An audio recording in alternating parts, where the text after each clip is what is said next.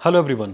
आज हम यहाँ पर बात करने वाले हैं इंडो चाइना इश्यूज़ के बारे में। हम में से बहुत सारे लोग हैं जो इन चीज़ों को डे टू डे रूटीन में सुनते भी हैं कि चाइना ने ये किया, चाइना ने वो किया, बट अगर कोई उनसे स्पेसिफिकली चीज़ें पूछे तो उनके पास वो आंसर नहीं होता कि आखिरकार चाइना और इंडिया के जो रिलेशन है या जो हमारे लिए जो थ्रेट है वो आखिरकार चाइना वो कौन कौन सी चीज़ों को लेकर थ्रेट आज हमारे सामने पोज कर रहा है और इंडिया को उनसे यहाँ पर बचने की ज़रूरत है।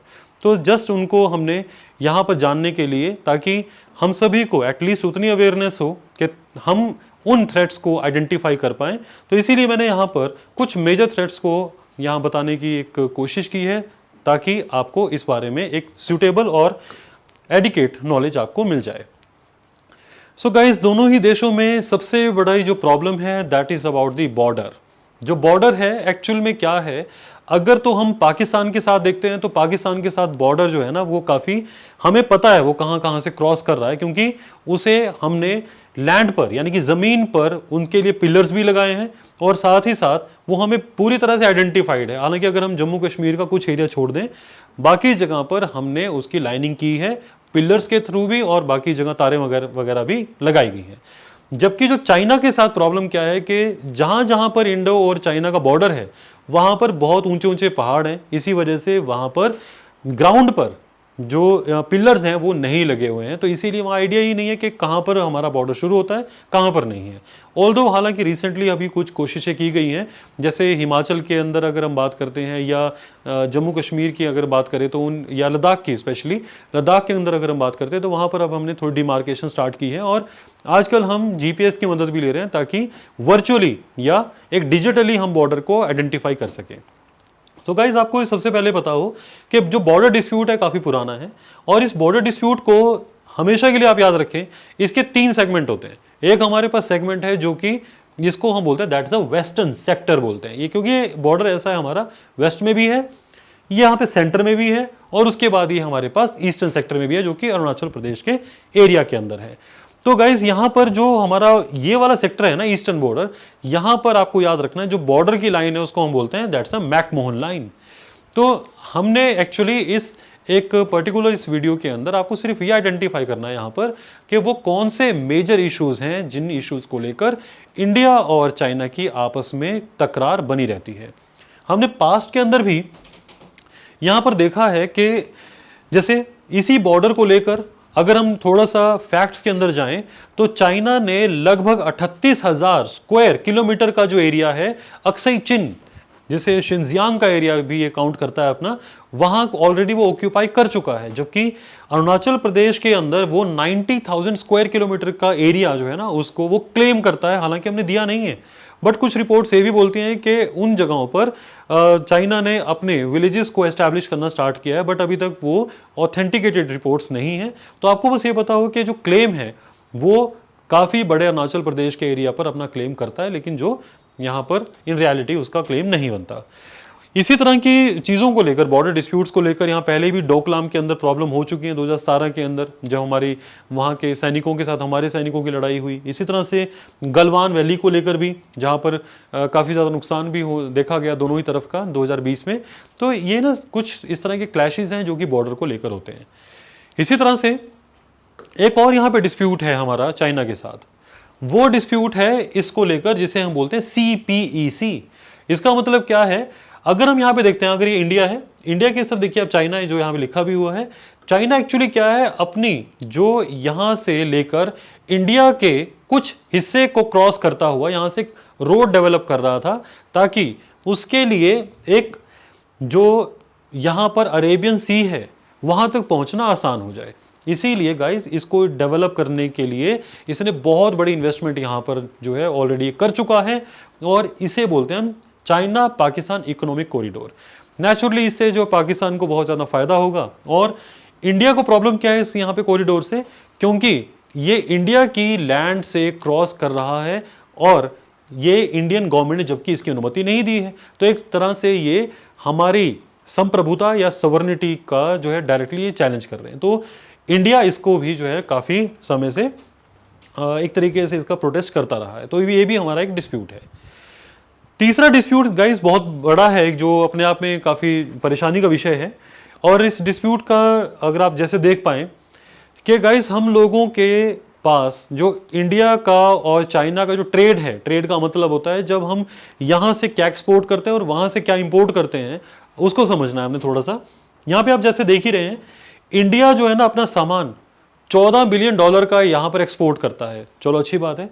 बट चाइना जो है सेम टाइम पर ही आप देखिए लगभग $113 बिलियन का सामान यहां पर एक्सपोर्ट कर रहा है इंडिया के अंदर। सो गाइस जो ज्यादा सामान एक्सपोर्ट कर रहा है फायदा उसको ही होगा। और यहां पे लगभग मतलब आप कह सकते हो 99 टू 100 बिलियन का डिफरेंस है, जो कि बहुत बड़ी बात है। और एक और चीज, वहां से आने वाले जो एक्सपोर्ट है ना, वो हम क्यों नहीं फिर रोक पा रहे वहां से? क्योंकि जैसे एपीआई, व्हाट इज एपीआई? जो एक्टिव फार्मास्यूटिकल इंग्रेडिएंट्स होते हैं, जिसका मतलब क्या है, जो मेडिसिन हम लोग खा रहे होते हैं, जिनसे हमें फायदा होता है, जिनसे हम ठीक हो जाते हैं, वो मेडिसिन के अंदर जो कंटेंट होता है ना, उसको बोलते हैं एक्टिव फार्मास्यूटिकल इंग्रेडिएंट। उससे हम लोग ठीक होते हैं। वो केमिकल जो आते हैं वो हमारे पास आते हैं चाइना से। तो आपको ये इसीलिए थोड़ा सा अगर आप ध्यान रखेंगे ना, इंडिया और चाइना का ट्रेड जो डिस्प्यूट है, उसके अंदर ट्रेड डेफिसिट बहुत ज़्यादा है, व्यापारिक घाटा जिसे कहते हैं ना, वो काफ़ी ज़्यादा है। जबकि इंडिया यहाँ से क्या एक्सपोर्ट करता है? हम यहाँ से जो आयरन ओर हैं, लो एस्क हैं, पेट्रोलियम के प्रोडक्ट हैं, ऑर्गेनिक केमिकल्स हम एक्सपोर्ट करते हैं मेजरली। वहाँ से सोलर पैनल, इलेक्ट्रॉनिक्स और एपीआई काफ़ी ज़्यादा इंपोर्ट करते हैं हम लोग। इसी तरह से एक और यहाँ पे प्रॉब्लम है दोनों के बीच में, वो है डैम को लेकर। जो यारलुंग जांगबो है, जिसे ब्रह्मपुत्रा भी कहा जाता है, वो इंडिया के यहाँ पर अरुणाचल से एंटर करती हुई असम में एंटर करती है, और बहुत सारी पॉपुलेशन इस पानी पर डिपेंड करती है। बहुत सारी जो चावल की खेती है या बाकी जो एग्रीकल्चर है, बहुत इंपॉर्टेंट है उसके लिए ये ब्रह्मपुत्रा का अंदर पानी बना रहे।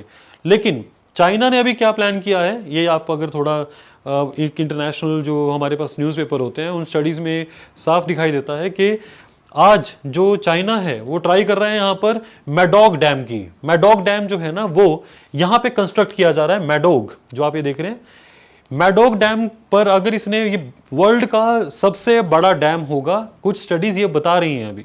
अगर ये हो जाता है तो इंडिया के अंदर पानी को कंट्रोल कर पाएगा, और वो नेशन हमेशा एक हाई पोस्चर उसका होता है जो कि पानी को कंट्रोल कर पा रही है। जो इंडिया है, इंडिया एक लोअर राइपेरियन स्टेट है, जिसका मतलब है जहां पर पानी आ रहा है, तो हम लोगों का जो वाटर सप्लाई है इस एरिया में अफेक्ट हो सकती है इसके डैम बनने की वजह से। एक जो सबसे हम यहां पे एंड में देख रहे हैं, स्ट्रिंग ऑफ पर्ल्स। ये गाइस ये 2012 में इसने एक थ्योरी पे काम किया था, और इस थ्योरी के मुताबिक क्या था कि हमने, यानी कि चाइना की एक एक्टिविटी को ऑब्जर्व किया।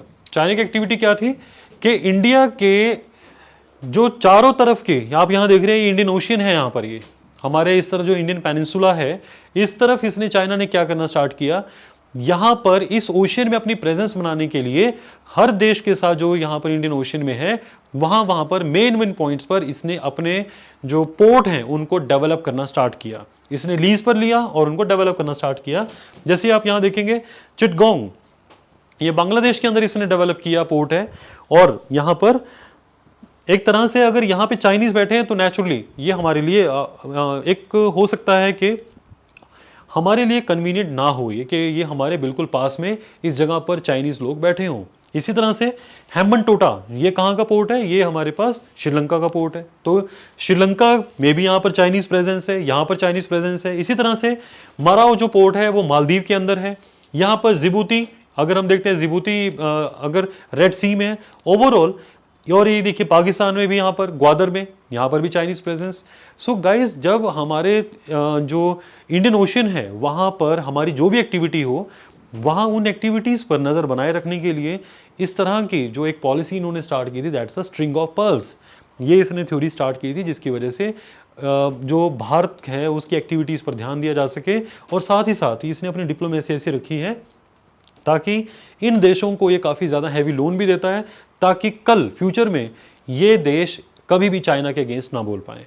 सो मुझे लगता है कि हम लोगों को, जो भारतीय हैं, हमें जब ये मुद्दे पता हों कि हमारा जो एक नेबरहुड में इस तरह की कंट्री है जो लगातार अपना एक कद है वो लगातार बढ़ाती जा रही है, तो ऐसे में हमारी जो गवर्नमेंट है उन्हें और यहाँ के लोगों को मिलकर कुछ ऐसे इनिशिएटिव लेने होंगे ताकि कल, क्योंकि भारत चाइना के लिए, जो भारत एक बहुत बड़ी मार्केट है, हम लोगों को ये समझना होगा कि अंततः हम लोग जो भी चीज़ों के अंदर डील करते हैं, चाहे हमारी गवर्नमेंट है या हम लोग हैं, अंततः ये हम कहीं ना कहीं जो सपोर्ट कर रहे होते हैं चाइनीज़ प्रोडक्ट को। तो अल्टीमेटली यहाँ की गवर्नमेंट को और हम लोगों को सजग होकर अपने भविष्य के लिए आज कुछ ऐसे ठोस कदम उठाने होंगे, ताकि भविष्य में जो चाइना जैसे देश हैं वो भारत पर किसी प्रकार का आक्रमण करने से पहले या भारत के प्रति कोई भी द्वेष भावना रखने से पहले वो 100 बार सोचें। ये तभी पॉसिबल है जब यहाँ पे सरकार, जो कि ऑलरेडी बहुत कदम उठा भी रही है और उठा भी चुकी है, लेकिन साथ ही साथ हम लोगों को भी ये ध्यान देना होगा और साथ देना होगा। आई होप आपको इस वीडियो का कंटेंट समझ आया होगा, और आगे के लिए भी अगर आप इसी तरह के कंटेंट और इसी तरह की हम नॉलेज आपके साथ शेयर करेंगे। आई होप आप इस चैनल को सब्सक्राइब करें और साथ ही साथ जो बेल आइकन है उसको ज़रूर यहाँ पे एक बार पिन करें, सो दैट आपको नोटिफिकेशन जो है टाइमली मिलती रहे। Thank you so much guys.